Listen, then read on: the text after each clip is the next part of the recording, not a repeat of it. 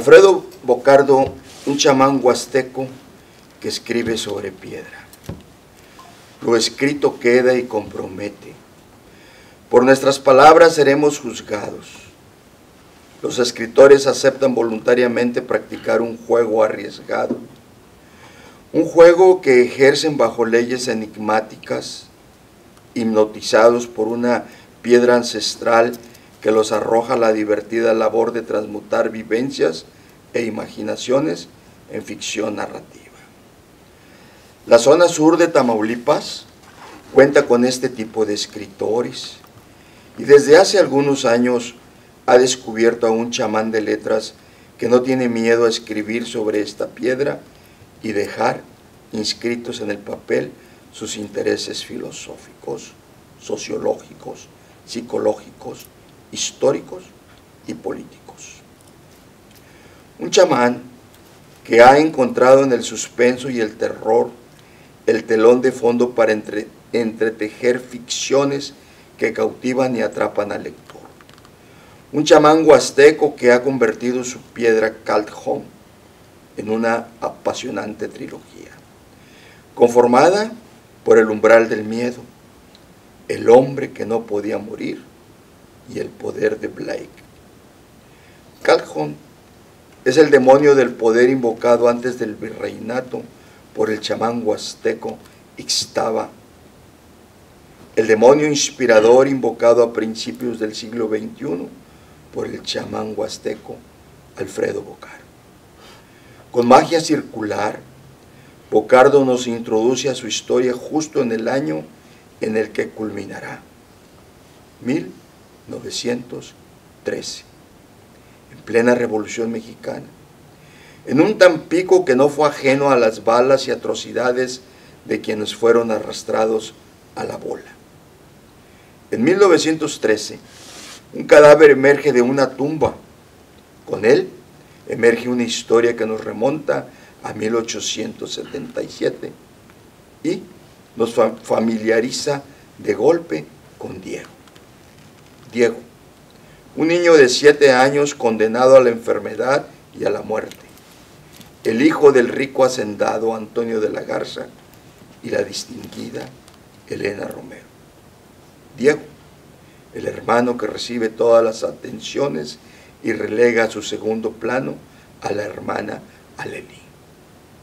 El autor narra con sagaz velocidad y en unas cuantas páginas estamos ya en presencia de una pequeña piedra de cuarzo azul con cabeza de estilo huasteco.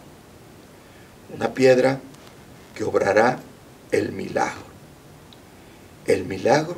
y concederá a Diego la salud y vitalidad que requería para dejar de ser un niño condenado al dolor y a la muerte.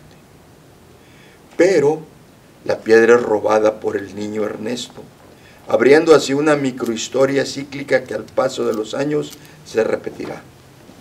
Diego recupera la piedra y con ello la historia recupera un aparente curso de bondades y felicidades para la familia de la Garza.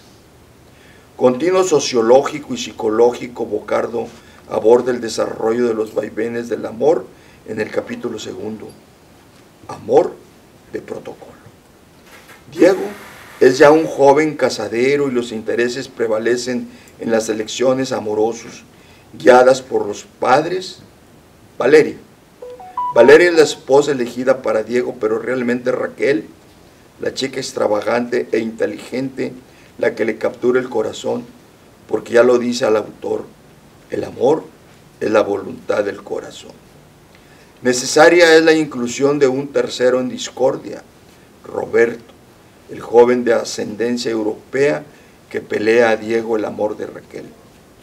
Todo un thriller amoroso que culminará con el feliz encuentro de dos parejas. La historia avanza a su destino cíclico. Es el capítulo 3, el pasado nos visita. Guiado por la sabiduría teológica y mística de su tío Bernardo, Diego descubre que la piedra deja de funcionar cuando ya no es un secreto. Por eso, los rituales no son públicos, explica el sabio Bernardo. Porque se pierde la energía en medio de tantas mentes dispersas. Con destreza Bocardo revive la rivalidad infantil entre Ernesto y Diego. La lucha sin cuartel por el poder de la piedra de Caldjón, triunfador, Diego asiste en el capítulo 4 a vivenciar lo que a un inmortal le ocurre cuando el tiempo se detiene, y cierra la novela con el capítulo titulado La semilla del odio. La semilla del odio. Una magistral pintura de la Revolución Mexicana en tierras del sur de Tamaulipas. ¿Cuál es el destino de los hermanos y los padres de Diego? ¿Cuál será el destino final de la piedra de Caldjón? Ser para Diego por siempre el hombre que no podía morir. Turno para el lector. Turno para que lleven a casa esta ficción de un Alfredo Bocardo que se muestra cada vez más dueño de la técnica narrativa, cada vez más dueño del suspenso, cada vez más dueño de su poder chamánico para transmutar sus fantasías en páginas que tienen vida propia y brillan cual azul cuarzo que nos refleja el misterio de soñar y vivir. Muchas gracias, amigos claraboyanos, y muchas felicidades, mi estimado Alfredo, a seguir gastando tinta, a continuar forjando una sólida carrera narrativa. Catarino Gutiérrez Bautista. Él sí es un verdadero y auténtico cineasta, ha viajado mucho, ha tomado cursos y ha cultivado relación y amistad con Steven Spielberg, con el recién fallecido Robert Redford, ha estado en talleres, ha trabajado con ellos. Adelante, Augusto Cruz García Mora. Gracias, gracias por estar aquí, gracias a Alfredo y al licenciado. Bueno, como les contaba, más que hablar de ciertas partes temáticas de la novela de Alfredo, porque Catarino ya tocó algunas, me gustaría tocar en un texto muy breve de unas 3 cuartillas un poco las influencias que encontramos en la obra de Alfredo, y quizá podamos hacer, más allá de las preguntas y respuestas, preguntarte un poco de tus influencias literarias, del proceso de escritura, de que nos comentaras más allá del resultado del libro, cómo se fue gestando esta historia. Pero vamos a empezar.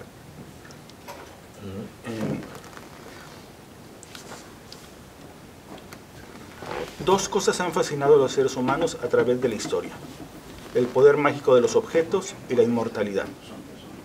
El primero otorga poder sobre personas, el segundo vence la muerte. En ambos casos, el ser humano termina por ser prisionero por partida doble, del objeto y del acto llamado la vida. Lo que deberían ser condiciones de felicidad terminan en la mayoría de los casos por conducir a la tragedia. El poseedor del objeto y del don de la vida, eterna, experimenta para sí mismo la pérdida del mundo y las personas que le rodean. Alfredo Bocardo alude a estos dos temas en su novela El hombre que no podía morir. Diego de la Garza nace con una enfermedad degenerativa en su niñez que le hace envejecer prematuramente, al tiempo que va desfigurando su apariencia física. El encuentro con un misterioso talismán prehispánico no solo le curará, sino que sorpresivamente le volverá inmortal. De la Garza intentará vivir y ser feliz con esos dones, que reservados a los pocos mortales le han sido otorgados. Pero se encontrará con distintas dificultades que le enfrentarán a una disyuntiva: pagar un precio a una extraña entidad o deshacerse del talismán, con el riesgo que esto pueda significar en su vida y salud. Tolkien, en su serie de libros El Señor de los Anillos, cita que quien no es capaz de desprenderse de un tesoro en un momento de necesidad es como un esclavo encadenado. Así como Gollum es esclavizado por el anillo, así de la Garza rehúsa deshacerse del talismán por miedo que los poderes y beneficios se esfumen y sus males y desventuras regresen. Tolkien crea un grupo de seres mágicos que deben destruir el anillo. Bocardo a una némesis que busca arrebatarlo de la Garza, amenazando con, si no lo logra, reducir el poder del talismán y destruir lo que ama. Con la inmortalidad ocurre algo similar. La vida eterna cumple el deseo ancestral perdido desde la expulsión de Adán y Eva del paraíso y recuperado de manera mórbida en el mito del vampiro humano. En su cuento El Inmortal, Jorge Luis Borges relata la historia de un tribuno militar, Marco Flaminio Rufo, quien busca una mítica ciudad habitada por inmortales. Aquí, la vida eterna no se consigue con un talismán, sino por beber por las aguas de un río. Pero lo que sigue a un deseo cumplido es la insatisfacción de lo que vendrá en nuestras vidas. Conseguida la inmortalidad, como el toque del rey Midas, el don se transmuta en maldición. Por lo que Marco Flaminio Rufo se pregunta si beber las aguas de un río da la inmortalidad, debería existir otro río cuyas aguas le regresen la condición humana. El inmortal es un error en la ecuación que llamamos vida. Paradójicamente, nada hace desear más la muerte que la vida eterna. De la Garza la busca como un mártir, busca su suplicio. De la Garza, deliberadamente, parece eludir preguntas metafísicas como personaje sobre el acto de no morir. Deja transcurrir el tiempo y con ello aumenta el mito y las habladurías de la gente sobre su persona. El hecho de ser inmortal no implica que la muerte no toque a nuestra puerta, pero sí que lo haga la de los seres que amamos. De la Garza lo entenderá demasiado tarde. Las preguntas en la obra de Bocarde se acumulan. ¿Es preciso el talismán para ser feliz? ¿Somos prisioneros de ciertos objetos en el tiempo que llamamos vida? ¿Cuál es el precio de mantener dicho poder sobre la fortuna y la muerte? ¿Es posible sobrellevar la vida cuando uno sabe que enterrará a la gente que ama por toda la eternidad? Los personajes de Bocardo son en esencia buenos, nobles, transparentes, hasta que fuerzas externas trastocan su entorno, sea por el acto de la magia, precisas malignas o una revolución armada. La tentación del poder que se tiene o que se busca arrebatar le arrastrará un descenso en las zonas más oscuras del ser humano. Los breves guiños que hace Bocardo en su novela pasan por el Providence de Lovecraft, la campiña de las relaciones amorosas a lo Jane Austen, y cabalgan por la novela revolucionaria de alzamientos y la muerte del estilo de vida gatopardiano de Lampedusa. El hombre que no sabía morir es una novela que aborda la presencia mágica y a la vez maligna de un talismán que elige a sus víctimas de manera tan sutil que éstas se sienten tocadas por un destino que las vuelve especiales. El precio a pagar será inconmensurable. Para Borges, ser inmortal era una tontería, porque, excepto el hombre, todas las criaturas lo son porque ignoran la muerte. Lo divino, lo terrible, lo incomprensible, sentenciaba Borges, es saberse inmortal. De la Garza, tras haber trastocado su mundo, vagará con una doble misión: decidir si deshacerse del talismán para encontrar la muerte, le hará recuperar aquello que los demás llamamos vida.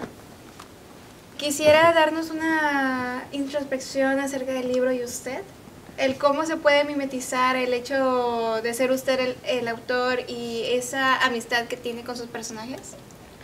La amistad con mis personajes. Tengo entendido que cada escritor aquí presente, los poetas, cada obra que hacemos es como si diéramos a luz otro hijo. Así que, ¿usted cómo se siente al respecto de sus hijos? Pues sí, algo así. Pues lo que es obligatorio, estoy orgulloso de mis hijos. Entonces, porque si no los tuviera, pues no sería un buen padre. No los atendería, no les haría la corrección de estilo, la ortopográfica, las faltas horrorosas de ortografía y todo. A tu hijo lo corriges para que sea perfecto hasta que sea mejor que tú. Entonces, siento que un libro puede ser mejor que el escritor, ¿no? En cuanto al mensaje, porque ya está escrito, ya no se equivoca, y uno sigue viviendo y se sigue equivocando. Entonces, ahí están los hijos. Ajá. De hecho, algunos escritores comentan que, y cineastas también dicen que todos en alguna medida hacemos casting de nuestros personajes. Un escritor amigo mío decía que para saber si un personaje es interesante lo invitaba a cenar. Entonces, en esta cena ficticia, platicaba con él y sabía si podía ser un buen personaje. De repente decía que esta persona y esta persona se conocen muy bien, entonces de dos personajes hacía uno solo. Entonces creo que en cierta medida con Alfredo también no solo son hijos, sino que también que a veces son autores y a veces tenemos que invitar a los personajes hacer un casting, a lo mejor son buenos y duran en toda la novela, o a lo mejor solo merecen un pequeño cameo. Fíjate, dices algo que no lo había pensado bien, pero sí lo había sentido, porque hay personajes que desaparecieron de la Y que hacen breves cameos. Por ejemplo, el personaje que roba un objeto hace una aparición infantil y hace una aparición de adulto. Y entonces, en esta ausencia vemos los cambios que hay en los personajes, desde sus motivaciones, desde su vida familiar. Entonces creo que en estos personajes que maneja Alfredo van evolucionando. A veces saben que van en la dirección correcta, a veces saben que van en la dirección equivocada por sus elecciones, pero hay un cierto momento para que ellos elijan. Creo que la capacidad de los personajes de Alfredo es que tienen una capacidad de decisión, no se quedan en un plano unidimensional, sino que van experimentando ciertas capas, desde un niño que nace con esa enfermedad que lo vuelve monstruoso, a una recuperación mágica y al poder de las piedras. Yo por eso decía que igual va a ser interesante, a reserva de las preguntas que hagan ustedes, pues saber un poco de tus autores también. Hay ciertos autores que uno va identificando en tus sagas. ¿Cuáles serían tus influencias para esta saga? ¿Qué autores te han llamado la atención? Pues autores, no siempre uno se inspira del mismo arte que uno hace. A veces, pues yo en un principio yo quería ser cineasta, pero se me hizo más práctico esto, la verdad. Entonces he visto miles de películas. O películas también, ¿alguna que te haya llamado la atención? Películas para este género que maneja, que es un terror fantástico, milenario, prehispánico, pero que también tiene influencias de Lovecraft y de sus seguidores. Pues no sabía eso. Yo cuando empecé a leer de adolescente, yo leía mucha no ficción, mucho, ¿cómo se llama?, divulgación científica, cosas que no son ficción. Creo que me inspiró más, por ejemplo, la teoría del miedo. Me tomé un curso de la teoría del miedo, ¿no? Dices, es algo bien simple, pero no, es algo bien complejo. Pues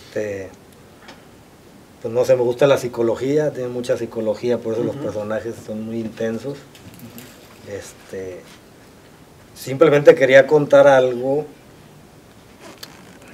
porque pues veo, por eso es histórico, ¿no?, el relato, porque veo que el ser humano, no aprendemos de la historia, se vuelve a repetir, y se vuelve a repetir, y se vuelve a repetir.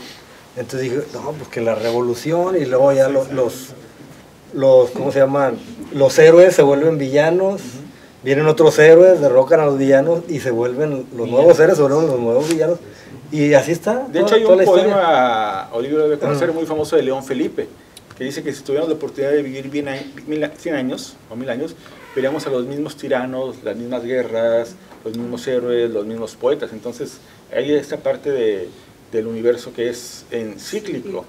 Y tenemos nosotros como mexicanos, y pues en textólogos, porque pues la piedra tiene varias novelas, esta parte cíclica de nuestro pasado indígena. Entonces somos un pueblo cíclico por naturaleza. De hecho, también tu novela pues tiende a ser cíclica, ¿no? Sí, nada más que dije, ¿qué tal si hay alguien que no se muere, que es el hermano mayor de la humanidad? O sea, ¿qué les enseñaría a todos? Pues como una especie de Dios, porque pues de aquí el Dios es imaginario, todo el mundo se conecta con Dios por la fe, pero nadie lo ve, no llega y le dice, a ver, le estás haciendo mal, no, es alguien con quien pueden sacar varias versiones y cada quien lo que le conviene, ¿no? Y otra cosa interesante, ¿de qué manera la inmortalidad afecta o ayuda a De la Garza? Bueno, la inmortalidad ¿Por qué te llamó la atención ese tema? Porque tiene pues, porque no es humana la inmortalidad, y tiene dos caminos, ¿no? Tiene un camino, por ejemplo, él quiere hacer el bien. Bueno, aquí todavía no se ve. Bueno, Jocabel leyó la continuación. Ahí es donde complementa el lado positivo de la inmortalidad, de que pues, la conciencia del ser humano va creciendo, nomás que se mueren y nacen otros y vuelven a empezar, entonces eso les impide evolucionar. Pero a él no le impide evolucionar eso, empieza a tener un grado de conciencia que dice, pues si no me puedo morir, quiero ayudar al mundo a hacer un lugar mejor. Pero como la inmortalidad no es humana, por otro lado se empieza a corromper y se obsesiona con eso y quiere aplastar a todos sus enemigos. Entonces es el lado corrupto de la inmortalidad, que pues empieza a creer superior a los demás. La dualidad de que tienen todos los dones, exactamente, ¿no? y los beneficios. No más que a la mayor potencia, porque pues, tiene más edad que todos nosotros. Yo tengo una pregunta. Sí. El personaje, tu personaje del inmortal en el libro, ¿en quién te basaste o lo tomaste de otros ejemplos? ¿No te basaste en alguien en específico? No, simplemente decidí cuál iba a ser el concepto del libro, la premisa. De ahí que no podía morir. O sea, quería describir qué pasaría si el ser humano no fuera cíclico, que naciera y siguiera viviendo y evolucionando. Y dije, pues la única forma de hacerlo es con un inmortal. De contar la historia. Sí, porque o sea, tu personaje, bueno, no se parecen, pero vamos, está en la misma situación. Me recuerda la leyenda del judío errante, no sé si la han escuchado, de Josefus Cardáfilo, el centinela de Pilatos, al que Cristo, no sé si bendijo o maldijo con vida eterna, porque, bueno, dice una leyenda bíblica, por ahí, ¿verdad? Que iba Cristo rumbo a la crucifixión. De hecho, y Josefus Cardáfilo se burla de él, lo empuja. Le dice, el Hijo del Hombre se va, pero tú te quedas a esperar a que regrese. Entonces lo condenó o lo bendijo con vida eterna hasta que, según las escrituras, la segunda venida de Cristo, ¿verdad? Por eso dije, caray, el hombre que no podía morir. Y me acordé de Josefus Cardáfilo. Pero bueno, es una leyenda que muchos dicen, sí existe, sí anda errante. Pues hay una película de Demi Moore, una película, La Séptima Profecía. Sí, creo que si lo tocan ahí también, tocan, bueno, como que lo meten un poquito forzado. Sí, lo meten así. Pero, como, o sea, es como dice... Un guiño. Exactamente, un guiño al judío errante. Y entonces me acordé, caray, sí. Pero de la perspectiva en la que tú lo escribes, de que se va corrompiendo, pues imagínate si el judío errante existiera, porque pues, es una leyenda, un mito, me imagino que igual pasaría por lo mismo, no se corrompería. Tal vez al principio, bueno, voy a aprender del mundo ya que no puedo morir, o voy a tratar de ayudar ya que voy aprendiendo, pero como dices tú, puede corromperse, puede volverse una maldición el ser inmortal. Bueno, que no es lo mismo inmortal que indestructible, porque ha habido películas que tocan ese tema. Puedes vivir para siempre mientras no te den un plomazo, ¿verdad? Como el cuerpo te destruyes, eres destructible. Como un elfo. Ándale, no te tocan y vives milenios. Puede ser así. Sí, me acordé de esa relación. El tema que toca en el libro, tanto la fantasía que agrega, el terror que se puede poner por cómo va trabajando la psiquis de los personajes, de qué pasará, en qué momento aparecerá, qué punto nos llevará al inicio, o cómo será el final, o las peleas que se presenten ahí. Independientemente de toda esa ficción, de toda esa historia, algo que en el libro siguiente, en el tercer libro de nuestro amigo Alfredo, El poder de Blake, ya tuve el honor de poder leerlo, y fue el mismo planteamiento que le hice la vez pasada. Se lo vuelvo a hacer. Sí, es otro público, también tienen derecho a saberlo. Sí, claro. Usted dice que le interesa la psicología, a lo que yo reitero en ese libro. Lo que nos menciona de cómo se va corrompiendo, usted, ¿cuál es la visión que tiene acerca de eso? Porque puedo yo ver que se va planteando una psiquis en el personaje de cómo primero tenía miedo de lo que pasaba. Primero no entendía acerca de cuando se lastimaba o cuando se supone que tenía que morir, pero no. Su hermana en ese momento empezó a desarrollar ese mismo miedo. ¿Por qué? Porque no lo entendía. Conforme fueron pasando los años y esta persona, Diego de la Garza, no moría, no envejecía, sin embargo alrededor de todo él, todo cambiaba, llegó un punto en el que no se decidía, soy bueno, soy malo, hago el bien, hago el mal. O intento hacer el bien haciendo lo malo. Una estrategia que se plantea uno mismo. ¿Usted cómo se planteó esa visión? ¿Cómo llegó a esa conclusión? Bueno, sí. Pues yo observo mucho, todos los días veo noticias, ¿no? Veo lo que dicen los políticos, lo que se contradicen, que dicen una cosa y hacen otra. Entonces, por el bien del pueblo, pues vamos a matar a o vamos a quitar esta ley, o vamos a poner un impuesto. Poner un impuesto, o sea, ya no saben cuándo están haciendo el bien y cuándo están haciendo el mal, están ya corruptos todos. O sea, y lo que ahorita, la noticia que está ahorita de moda, la muerte de Charlie Kirk, o sea, lo mataron porque dicen que es un opresor y un fascista, pero entonces, ¿qué eres tú si lo mataste? O sea, tú también. ¿Me explico? O sea, según ellos va a mejorar el mundo la muerte de Charlie Kirk, pero no, lo único que estamos viendo es que está polarizando todavía más. Se va a polarizar más la izquierda con la derecha. Bueno, ¿qué dijo un político aquí mexicano?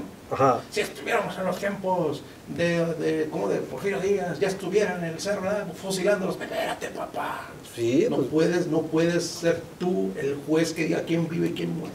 Solo porque no piensan como tú. Y lo que pasó en Estados Unidos es lo mismo, mataron a una persona simplemente porque el otro fulano no está de acuerdo con cómo piensa. Entonces ahora el fascista es el otro. ¿Qué pasó? Hoy en una escuela hoy en una escuela del CETIS. En el 74. 78. Ande. Él es en el que decir, pero fue eso estuvo muy mal, o sea, no puedes como sociedad descomponerte de esa manera.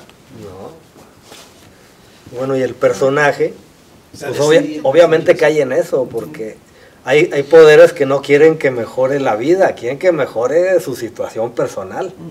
Y hay poderosos, hay quienes dominan la economía mundial y todo eso. Entonces él se va contra ellos. Imagínate lo violento que es querer, no sé, hacer tu voluntad por el bien de los demás, solo luchando contra los otros poderes. Desde entonces, tu perspectiva, lo que es el bien para los demás. Sí, esta es una novela de ficción, pero tiene temas muy reales. Cualquier coincidencia con cualquier parecido con la real coincidencia. Sí, exactamente. Si ves que te puede dejar, que te puede dejar pura confusión o que ya con las puras noticias que tenemos. Pues es que cada quien que lo ha leído le deja cosas diferentes, la verdad. Hay quien le da más conciencia, quien estuvo entretenido, gracias. Es diferente cada quien como lo veas. Incluso a veces ves una película 2 veces, 3 veces, o lees un libro y le ves cosas diferentes. Ahora sí que depende de tu etapa. Exactamente. Refiriendo a eso, hay un libro que mi padre me hizo leer cuando yo estaba muy pequeña. Me imagino que sí lo han de conocer todos. Por supuesto que sí, un clásico, La rebelión en la granja. Sí. Orwell. Ande. Sí. Cuando era pequeña no lo entendí en su totalidad. Algo que yo sí he practicado desde que conforme avanzo un año de vida, vuelvo a leer lo que hace un año no entendí. ¿Por qué? Porque ahí va cambiando mi mentalidad. Y ese libro lo he leído como 4 veces. Y en esas 4 veces sigo descubriendo algo, sigo aprendiendo algo. Volviendo a los libros de acá nuestro amigo. Lo que deja el libro, lo que deja esta saga, puede ser tanto un entretenimiento, dado la ficción, para los amantes de la ficción, pero para un joven preocupado por su futuro, este tipo de planteamientos sobre qué pasaría si no puedo morir, ¿qué pasaría? No solamente por la inmortalidad, sino, ¿qué pasaría si yo tuviera poder sobre los demás? ¿Qué haría yo? No, pues si ser joven se siente como un bote de clorales, que no les pasa nada. Bueno, en mi casa, yo llego a mi casa y me duermo, pero bueno, no aguanto. Pero sí, esa pregunta es bastante interesante. Yo creo que 3 personas, ahora sí voy a decir un poco de la edad, espero no me incomoden. 3 edades distintas. Sí es una percepción que cada uno de nosotros le puede contestar. Principalmente por el autor, que tanto por sus viviendas, por lo que ha hecho, por lo que ha visto, por lo que ha estudiado, es de que ha llegado a la conclusión en su obra, en su saga. Cada libro te va enseñando la misma percepción, la misma situación con diferentes percepciones. Las hermanas, los amigos, las traiciones. Y es lo mismo en diferentes años, diferentes épocas, y cómo llega un punto en el que, como van diciendo, todo es cíclico. Así que, en lo personal, sí me dejó pensando mucho acerca de eso. De si tan solo los años se nos pasan volando. Yo, la verdad, no soy muy indicada para decir eso. Pero apenas recuerdo cuando vino lo de la pandemia. Durante la pandemia duró tanto, el no poder salir de la casa, el estar encerrado, todo vía tecnología. Y ahora es historia. Y ahora es historia, sí. Yo en un punto me pregunto, ¿en qué momento pasó tanto tiempo? ¿Ya hace cuántos años de la pandemia? 5. ¿En qué momento? Ya pregunta. Alfredo, ¿y tú por qué deberíamos de leer tu libro? ¿Por qué quisieras tener un buen público, que fuera un bestseller? ¿A ti qué te gustaría? ¿Por qué debemos de leer tu libro? Pues porque tiene muchos temas, mucho contexto real, ¿no? Que la idea es no nada más que entretenga, porque sí me esmero en que sea entretenido, sino que deje algo en qué filosofar, en qué pensar, ¿no? En hacer conciencia. Más que nada se trata mucho de cuando tienes el poder, tener la sabiduría para usarlo, en no caer en tentaciones, y en que todos las tenemos. Todo circula alrededor del poder, estos libros, esta trilogía. Y cómo te puede corromper o cómo lo puedes usar para ayudar a los demás. Este libro es el primero, el segundo o el tercero de lo que dices de la saga. Constantemente están diciendo sobre una saga. Entonces, si este libro pertenece a esa saga, ¿puede funcionar como una unidad o es necesario el contexto de los demás? ¿Qué opinan? Porque ella leyó el tercero, él leyó el segundo. Yo creo que se pueden leer como unitarios, porque las explicaciones de acuerdo al objeto mágico se dan dentro del libro. Entonces puede ser visto como un unitario. Básicamente es como esas películas que había, Historia de un abrigo de Ming, que vamos viendo cada historia sobre un objeto. Básicamente aquí estamos viendo historias sobre, por lo menos la que yo leí, sobre las personas que entran en poder con ese objeto. Entonces es una novela que se puede leer como un unitario. No necesitaríamos, sería bueno leerlos todos, pero no necesitaríamos leer los otros para disfrutar este. No te deja media, ¿verdad? No se siente que se quede en la media. Pues esto es una historia circular que se puede leer sin necesidad de acudir a los otros. Y no es casualidad. Si fue la intención. Sí, claro. Sí. Por ejemplo, en El Señor de los Anillos son 3 tomos por decisión editorial. O sea, no fue planteamiento de Tolkien, simplemente era un libro muy vasto, entonces decidieron hacer 3 ejemplares, pero ahí es básicamente el ojo del editor, saber dónde vamos a cortar el primer libro, dónde vamos a cortar el segundo. Por ejemplo, en la película, en el primer libro termina antes de visitar a ella araña. Es en la película, pero en el libro sí la llegan a ver. Entonces, una vez tuve un chat con los guionistas de la película, dos mujeres precisamente, Filipa Boyens era una de ellas, y sí decidían ellos en qué momento en terminar la primera película, no necesariamente cuando había terminado el libro. De hecho, por ejemplo, Las Crónicas de Narnia, otra película también fantástica, no inicia con el primer libro, inicia con el segundo o el tercero. Entonces, ahí es un poco el ojo del editor y también del autor, de saber cuándo puede cortar la saga en 2 o más historias. Sí, pues esta igual la escribí de corrido, pero dije está muy larga y por eso la partí en 3. Mencionaron que es literatura de terror fantástico, ¿tú cómo lo llamas? Pues según yo escribo suspenso, pero sí ya me han dicho que hasta romance tiene y terror, suspenso. Eso es lo que más opinan y pues sí, creo que a veces es más importante lo que opina el lector que lo que opina el escritor. En manos de un político ese libro, ¿qué hará? ¿Dices que le da poder o qué?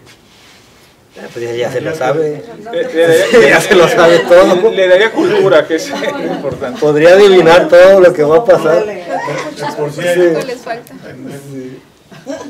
Sí, no, pues ya se sabría en el final, empezando a leerlo, ya sé que va a acabar. Históricamente todo poder absoluto termina por colapsar. En Genghis Khan, el Imperio Romano, en Hitler, Napoleón, o sea, todo poder, por más absoluto que sea, termina por colapsar. Entonces es también el poder siempre será una metáfora de lo mal y de lo bien que podemos ser. Grandes dictadores han nacido en la pobreza, sin casi educación. Hay gentes que dominan negocios internacionales de muchas cosas y que apenas terminaron la primaria. Entonces lo que vemos ahí es que hay una capacidad inherente en el ser humano de reconstruirse y en ese proceso también destruirse. Entonces el poder es básicamente eso, básicamente un arma, pero que termina por ser efímero. El poder principalmente parte del temor. Nicolás Ceausescu fue un terrible dictador romano que tuvo a su pueblo durante más de 20 años sojuzgado. Pero ¿de dónde partió su poder? Siendo una sola persona que es frágil, que puede ser asesinada. En el momento en que Ceausescu se equivoca y sale a dar un discurso, la gente lo abuchea por primera vez en su vida. Y ante esa situación extraña, Ceausescu, en lugar de recomponerse, manda a matar a las personas y pierde su poder. Y termina con su esposa juzgada el día de Navidad. Se dice que le cortaron la cabeza a Ceausescu y jugaron un partido de fútbol con ella. Pero esta gente, Ceausescu, Hussein, Gaddafi, todos terminan encumbrándose en el poder por el miedo de nosotros, por el miedo de las estructuras. Igual pasa con todos los políticos. Al final de cuentas, en el momento en que alguien le da la espalda al poder que otra persona tiene, pues ese poder desaparece. Sí, pues el poder se lo da la demás gente. Se lo damos nosotros, se lo damos el temor, el miedo. Entonces eso hace que cualquiera de nosotros podamos encumbrar y convertir. No hay ningún dictador que haya pensado que hace mal a su pueblo, desafortunadamente, pero todos lo hacían. Sí, es que aquí juega mucho el papel, el miedo, juega mucho un papel principal. El miedo es la raíz de todos los males, porque tú tienes el poder, llega un momento en que, qué padre se siente, luego viene el qué tal si lo pierdes. Como Entonces, hace Diego, cuando miedo, se cuestiona qué va a pasar cuando pierda el talismán. Entonces, simplemente perderá en volver a ser humano, regresará a su terrible enfermedad, en calentura. Esta parte sí, que lo hace ser humano recuerda mucho al tribuno romano del cuento de Borges, que va buscando la mortalidad, se puede decir mortal, y cuando se corta por primera vez tiene una sensación de gracia, de emoción, porque ha regresado a ser humano. Entonces son de las preguntas que se hace Alberto en el libro a través de sus personajes, que siempre van a ser interesantes, porque es la pregunta humana, ¿no? ¿Qué pasaría si viviera para siempre, ¿no? sí, y bueno, pues el final, pues no voy a dar spoiler, a ver si lo pueden leer. El final de la trilogía, que ya concluye.